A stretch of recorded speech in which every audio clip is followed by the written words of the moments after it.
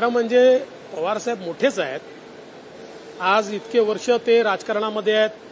जवळपास 83-84 वर्ष किंवा 85 वर्ष जे काही त्यांचं वय असेल ते राजकारणामध्ये त्यांचे जवळपास 55 वर्ष या ठिकाणी पूर्ण झाले आहेत. तर या स्तराच्या नेत्यांनी एका साध्या आमदाराला अशा प्रकारे जर धमकी दिली असेल तर ती योग्य नाही आहे.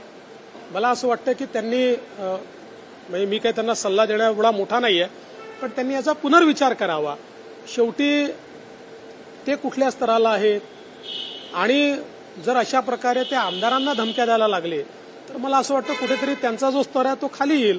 आणि मला वाटत नाही की कोणी आमदार अशा प्रकारे त्यांना किंवा त्यांच्या कार्यकर्त्यांना धमकी देत असेल. मला असं वाटतं की म्हणजे मी काही त्यांचं म्हणणं ऐकलेलं नाही.